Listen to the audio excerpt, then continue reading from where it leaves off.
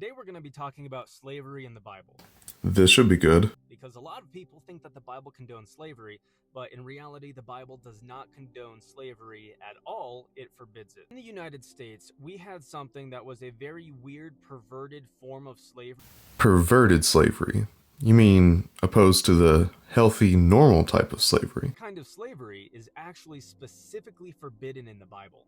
See, the way that we had slaves was through kidnapping. All of that is heinously, disgustingly evil, and the Bible specifically forbids it in Deuteronomy 24, verse 7.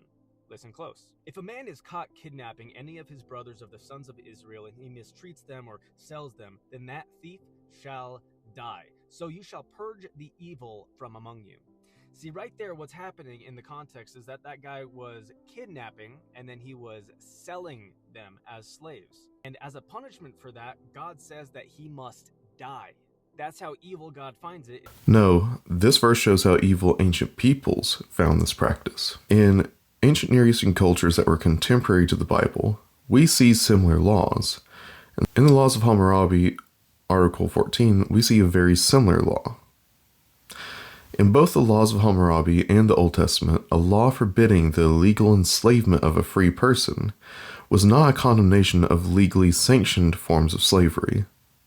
In the words of Dr. Joshua Bowen, a law against stealing a car is not a law against owning a car. Now, whenever you go to the other parts of the Bible that say things about, like, don't mistreat your slaves, stuff like that, referring to endangered servitude. This is referring to servants who have a deal, an agreement with you in order to work for you, live with you, and not get paid or whatever. And while it's true that indentured servitude or debt slavery is mentioned in the Bible, it is reserved for fellow Hebrews. And while it was considered voluntary, there were certainly instances where that could not possibly be the case, such as when a father sold his own children to pay off his debts. These debt slaves were freed after 7 years of service, except the women sold into sex slavery. They were not to go free.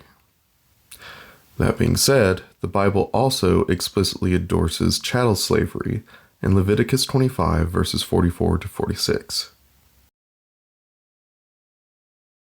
Oftentimes, the way that this came about was whenever there was a country who defeated another country in war, you, if you're the losing country, you owe them your lives because they spared you. So in a repayment of that, you might agree to say, hey, since you didn't kill me, I will work for you for X amount of time, or I will be your slave, I will be your indentured servant. This is a strange claim. In Deuteronomy 20, we actually see the Bible's rules of engagement. While it's true that if a far-off city surrenders to Israel, they are to enslave the inhabitants if they surrender, there is no indication if these enslaved people are debt or chattel slaves.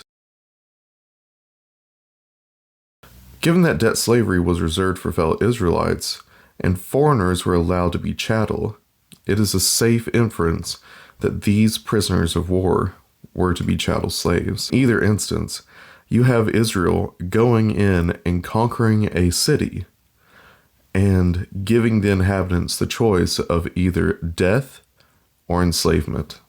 Now, real quick, we're going to jump ahead to the book of Philemon. Now, in Philemon, this is a letter from Paul to a guy named Philemon.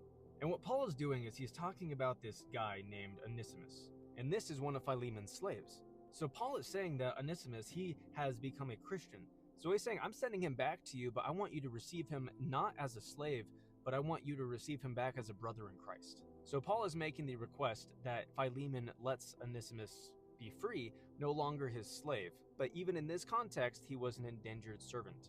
Okay, first off, this claim that Onesimus was an indentured servant is just wildly false. I assume it stems from this creator believing Christians were still practicing Hebrew slave laws. But even Jews in the first century were not practicing Torah slave laws.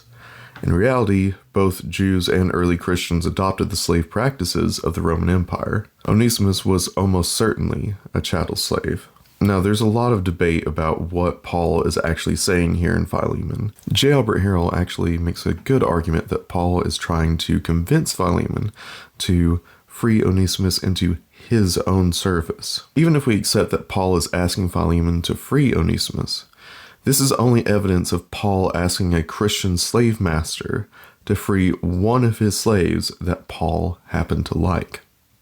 Is in no way a blanket condemnation of slavery. So slavery within the modern context that we think about it in was never, ever allowed or accepted at any point in the Bible, ever. What is mentioned and what is given stipulations is that endangered servitude. It is agreeing to be a slave to a person. And so whenever you read the word slave, it's better to just swap it out in your brain with servant, just so that you understand the context is different than today. No, absolutely not. While the Hebrew word aved can refer to servants or slaves, the places where critical scholars translate slave, they do so because the surrounding context makes it clear that slave is the better translation. This is even more evident in the New Testament, where the Greek word doulos is exclusively used to refer to slaves. Arbitrarily substituting slave for servant, especially if you don't know the original languages, is grossly irresponsible and is a clear attempt to whitewash these more difficult passages and to make these difficult questions and the consequences of the Bible endorsing slavery go away. Is so important. For any time that you're looking into the Bible, you need to make sure that you understand what it's talking about, who it's talking to, who it was written by, and what the author had in their mind whenever they were writing it. And the way that you tell that is just by reading everything around it. You don't take one verse out of context. It's a shame this creator doesn't take his own advice. The fact of the matter is, both the Hebrew Bible and the Christian New Testament endorse slavery.